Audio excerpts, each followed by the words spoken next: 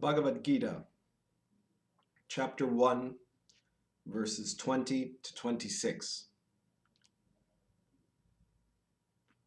At that time, positioned as to be looking upon the sons of Dhritarashtra, was he whose flag was marked with Hanuman, the monkey god, Arjuna, the son of Pandu. He was preparing to fire his arrows, taking up his bow, when suddenly he spoke these words to Krishna. My king, Arjuna said, "Most accurate one, keep my chariot in between both of the armies, so that I might look upon them all who are ready to do battle in this place, all those with whom I will have to try to oppose in this terrible battle. Let me see who will be fighting, those gathered here wishing to aid the dark-minded son of Dhritarashtra." Sanjaya said, "O son of kings," thus addressed by Arjuna, Krishna placed the great chariot right between both of the armies. In front of Bhishma, Drona, and all the kings of the land, he said, "Behold all of them, the gathered Kurus." There Arjuna saw standing his father and fathers, teachers and uncles, brothers and sons and grandsons, friends too, and in-laws, and past allies. All of these were gathered on both sides, both armies. As I'd mentioned in the earlier videos, the Kurukshetra war was a civil war between the royal family of the Kuru kingdom. On the one hand, you had Dhritarashtra, the blind king. He had 100 sons who were the Kurus, they were called. And on the other, there was the sons of Pandu. Pandu and Dhritarashtra had been brothers. And by a series of tragedies, the line of succession had become kind of unclear. Dhritarashtra's son felt he should inherit the entire Kuru kingdom, and the Pandus felt that they had a right.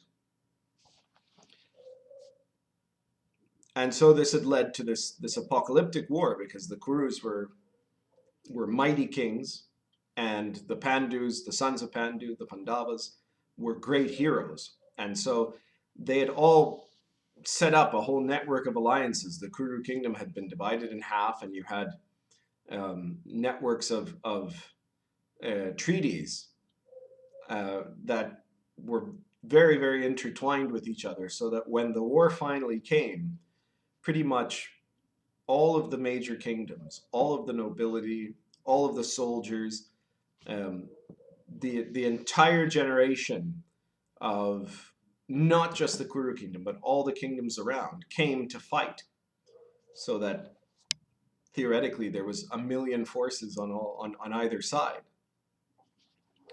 And because this was a civil war, and because Arjuna had grown up with the Kurus, they were from the same kingdom, they lived in the same palaces, they had the same teachers, they had the same friends and servants. What happened is that everybody was split up. And so Arjuna, when he rides up into the middle of the battlefield, he sees there Bhishma, who was his teacher, who is now leading the forces against him.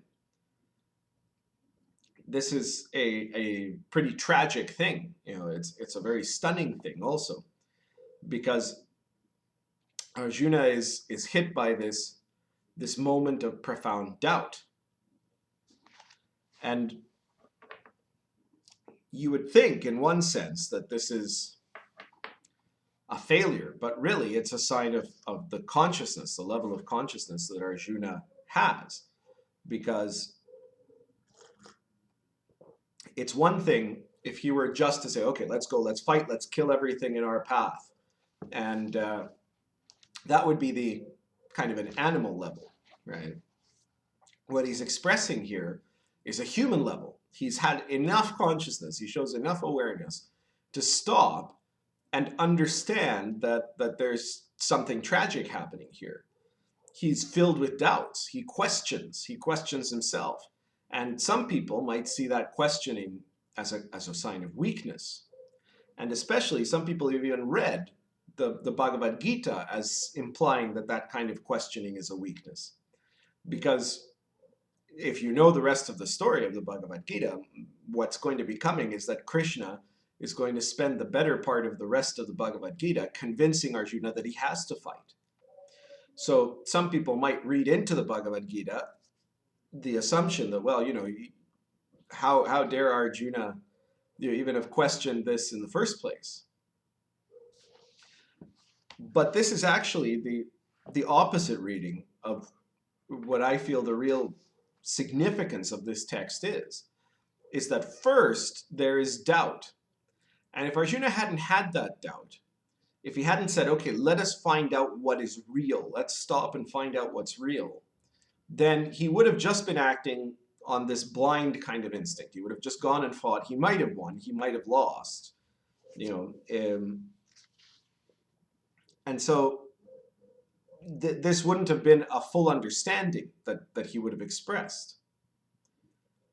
So you have to understand that doubt is a spiritual quality when it's the right kind of doubt.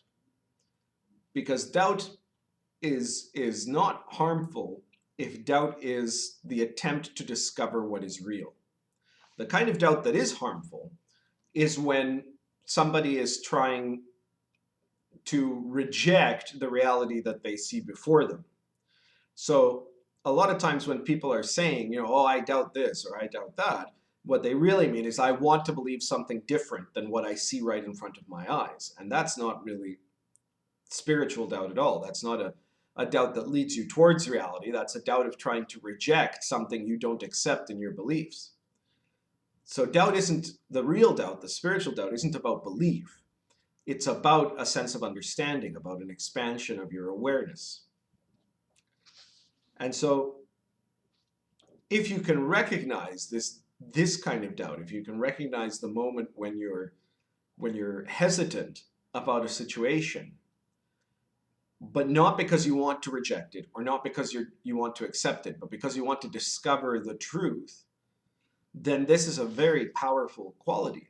And so Arjuna reaches this quality of doubt, and it's only because he reaches this quality of doubt that the Bhagavad Gita exists. If he had just said, okay, let's go fight, that would have been the end of the story right here in chapter 1.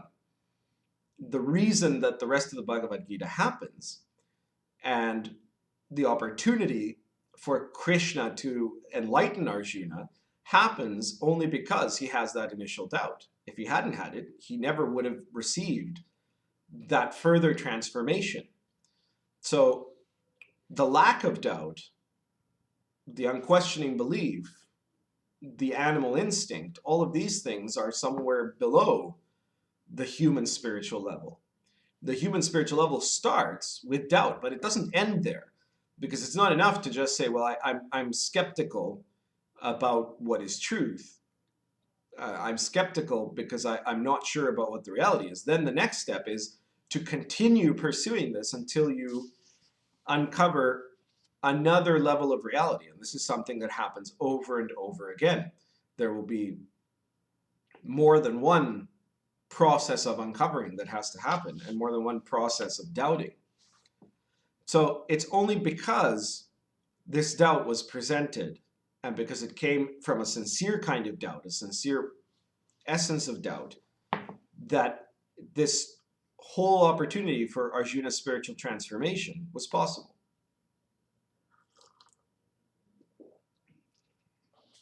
See you later.